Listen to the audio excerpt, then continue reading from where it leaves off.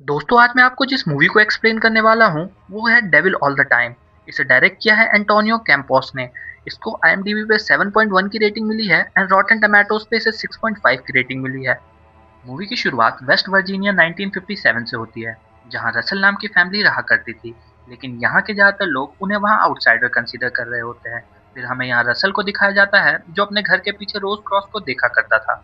अब यहाँ से सीन शिफ्ट होकर 12 साल पहले सोलोमन आइलैंड को दिखाया जाता है, जहाँ रसल एक सिपाही हुआ करता था और उसे क्रॉस पर वहाँ एक आदमी लटका मिलता है, जिसकी बॉडी बहुत बुरी कंडीशन में थी। कीड़े उसे खाकर खोखला कर चुके थे और वो काफी दर्द में था। इसलिए रसल उसे दर्द से आज़ादी दिलाने के लिए शूट कर देता है, जिसकी वजह से गॉड पर उसका बिलीव बहुत कम हो जाता है।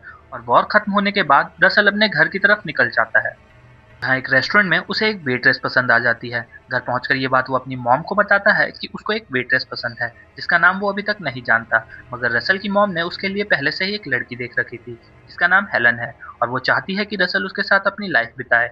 फिर हम एक प्रीचर को देखते हैं, जो कि गॉड और डेविल के बारे में सबको बता रहा होता है। इसे हम रसल को बार में जाते देखते हैं, जहाँ दो वेट्रेसेस होती हैं, शैरलेट और सैंडी। और रसल को पता चलता है कि शैरलेट भी उसे पसंद करती है। अब यहाँ से गॉड और डेविल का डिफरेंस देखने को मिलता है। शैरलेट नेचर में बहुत अच्छी होती है, जबकि दूसरी ओर सैंडी का बिहेवियर बहुत ही अजीब होता है।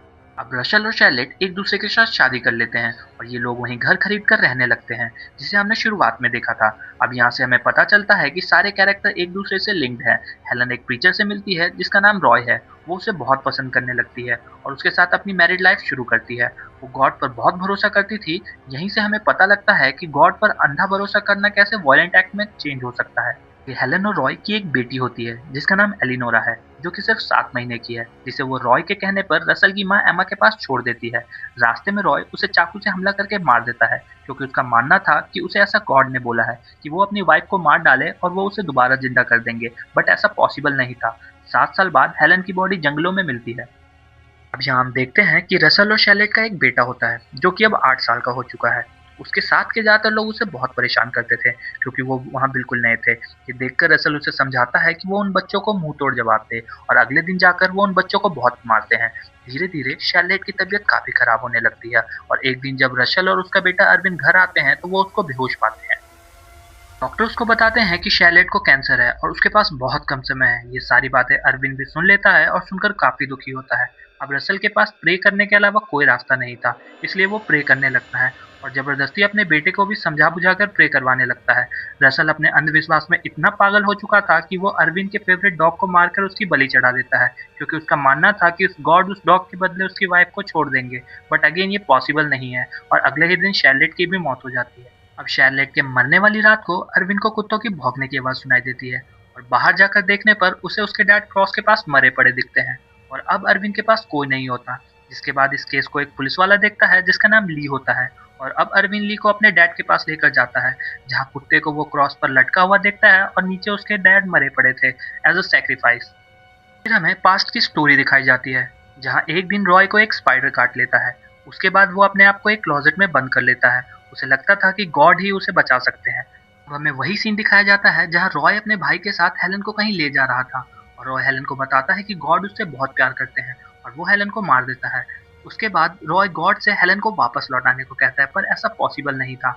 इसके बाद हम रॉय को अपने भाई को जंगलों में छोड़कर किसी से लिफ्ट मांगते देखते हैं, जहाँ हम मिलते हैं सैंडी और कार्ल से। ये दोनों गाड़ी को एक सुनसान जगह पर ले जाते हैं, और जहाँ हमें पता चलता है कि कार्ल अपनी बीवी सैंडी को किसी पैसेंजर के साथ गंदी वीडियोस बना के मार डालता था। उसके बाद फिर हम ऑफिसर ली को देखते हैं, जो अरविंद को समझाकर उसके ग्रैंड पेरेंट्स के पास ले जाता है, जहाँ पर लियोनारा भी होती है। और यहीं पर अरविंद को पता चलता है कि लियोनारा उसकी स्टेप सिस्टर है।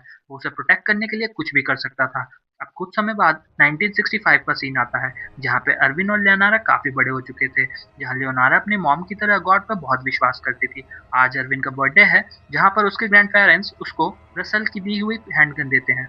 सीन शिफ्ट होता है लियोनारा के स्कूल पर, जहाँ उसे कुछ लड़के काफी बुली कर रहे थे। अरविंद लियोनारा को बचाने आता है, लेकिन वो तीनों लड़के अरविंद पर काफी भारी पड़ने लगते हैं। जिसके बाद लियोनारा और अरविंद अपने मॉम डैड के ग्रेव के पास दिखते हैं, जहाँ उसे मालूम पड़ता है कि पुराने प्रीचर की तबीयत काफी खराब है, जिसकी वजह से उसकी जगह पे एक और नया प्रीचर आने वाला है, जो कि उसकी फैमिली मेंबर का था, जिसका नाम प्रिस्टन है। प्रिस्टन को सभी लोग वेलकम करते हैं, क्योंकि वो प्रीचर्स की फैमिली का था। अब एक दिन अरविंद लियोनारा को ग्रेव पर नहीं ले पाता, तो प्रीचर उसका फायदा उठाकर उसे जंगलों में ले जाता है, और प्रेयर के नाम पर वो उसके साथ संबंध बनाता है। फिर हम सैंडी को देखते हैं, जो कि अब काल से काफी परेशान हो चुकी थी। और वो अब ये सब नहीं करना चाहती थी। पर तब हम वहाँ उसके भाई को आते देखते हैं, जो वही पुलिस ऑफिसर ली होता है। उसे अपनी बहन के बारे में अभी कुछ पता नहीं था। उसे वहाँ एक फ़ोटो मिलती है जिसमें सैंडी बिल्कुल नेक्ड थी, पर इससे उसे कुछ पता नहीं लगता।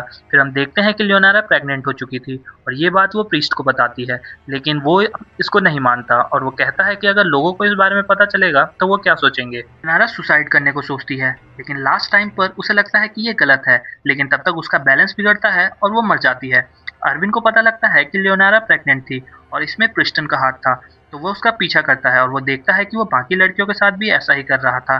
तब वो गन लेकर चर्च जाता है और पीचर को मार डालता है और वहाँ से भाग जाता है। और हम देखते हैं रास्ते में कार्ल और सैंडी को, जो अरविंद को लिफ्ट देते हैं, वो अपना काम कर सके। कुछ दूर चलने के बाद अरविंद कार्ल के गन को देख लेता है। जैसे ही कार्ल गाड़ी से अरविंद को मारने के लिए बाहर उतरता है, अरविंद सेल्फ डिफेंस में कार्ल को मार डालता है। वो सैंडी को मारना नहीं चाहता था, लेकिन सेल्फ डिफेंस में उसे भी मारना पड़ता है। वो अपने पुराने घर जाता है जहाँ वो बचपन में रहता था। वो घर के पीछे उसी क्रॉस के पास जाता था। वहीं ली को पता चलता है कि अरविंद ने उसकी बहन सैंडी को मारा है। ली अरविंद का पीछा करते करते उसके वहां पहुंचता है, जहां दोनों के बीच भारी शूट आउट होती है। ली को गोली लग जाती है और वो मर जाता है। पर मरने से पहले अरविंद ली को उसकी बहन की फोटो दिखाता है, जिसमें रॉय की डेड बॉडी पड़ी थी, और वो वहीं उसे रखकर वहां से भाग जाता है। आगे जाकर वो कार में लिफ्ट मांगता है। वो इतना ज्यादा थक चुका था कि वो बेहोश होने लगता है। उसे तेज नींद आ रही थी और वो सोचने लगता है कि वो आगे जाकर फ्यूचर में अपने डैड रसल की तरह सोल्जर बनेगा या शादी करके अपना घर बसाएगा। यही मूवी खत्म हो जाती है। मूवी से हमें ये समझ आता है कि अंधविश्वास के कारण कैसे रसल और रॉय ने अपने पूरे परिवार को बर्बाद कर लिया। एक पे एक गलती करते गए, जिसकी वजह से उनकी फैमिली की डेथ हो गई और उसकी वजह से उनके बच्चों को भी ये सब भुगतना पड़ा। दोस्तों, अगर आपको वीडियोस पसंद आ रही हो तो आप हमें लाइक, शेयर और सब्सक्राइब जरूर कीजिएगा। इससे हम मोटिवेट होंगे और आपके लिए आगे वीडियोस बनाते रहेंगे।